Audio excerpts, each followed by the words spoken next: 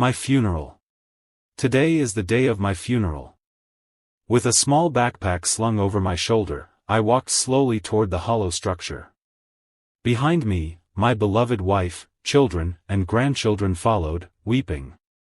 Though I have lived a full century on this earth, I am not yet ready for my funeral. My footsteps grew heavy. Then, in the distance, I saw the great coffin prepared for me. A sudden wave of nausea washed over me. The coffin stood over 6 feet tall, positioned vertically. Its surface was coated in dark polymer paint. Near the entrance stood a monk and 2 officials, their faces wearing practiced expressions of sorrow. I did not trust those faces. In their minds, they were surely thinking, another soul gone from the world today. Good riddance. Had I not felt the same at countless funerals in my lifetime? At 90, I had still clung to the faint hope that human lifespan might be extended to 110. But in the end, as with all political promises, those hopes had drifted away like leaves on a stream. Over the past year, I could no longer focus on life extension, only on the day of my funeral. The demands of coffin preparations, the paperwork, the bureaucratic appointments, my final year had been exhausting. At least today, I would finally rest.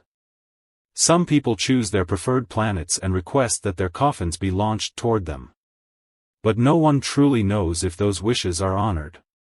From what I understand, Mars and other nearby planets are already overcrowded with the departed, leaving no room for new selections.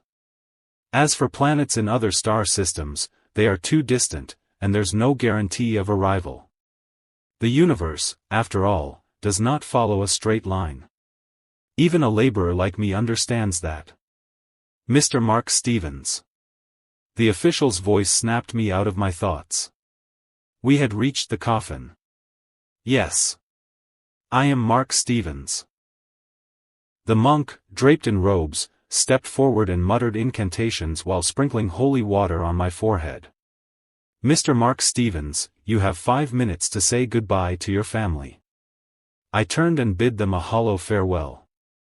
But my mind was not with them. The coffin loomed over me, menacing. If I could, I would refuse to enter. But I had no choice.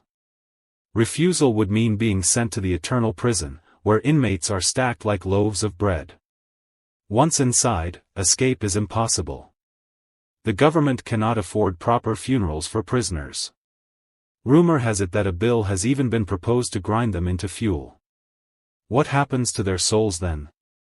Do they merge into some collective consciousness? Whatever the case, would not go there. Compared to that, the vastness of space seemed a mercy. Once I stepped inside, the coffin door slammed shut with a metallic clang. Small bulbs illuminated the interior, thankfully. I sat on the prepared seat and fastened the belt. Soon, the entire structure trembled. My coffin, now a tiny satellite, was hurtling into space. I had read about funeral procedures, so I knew what to expect. Minutes later, the shaking stopped. My coffin had entered the void. I peered through the small window. Earth glowed faintly in the distance, while the rest of the universe stretched endlessly into darkness. Some say that once in space, people step out of their coffins and drift away. If I did, my body would freeze instantly.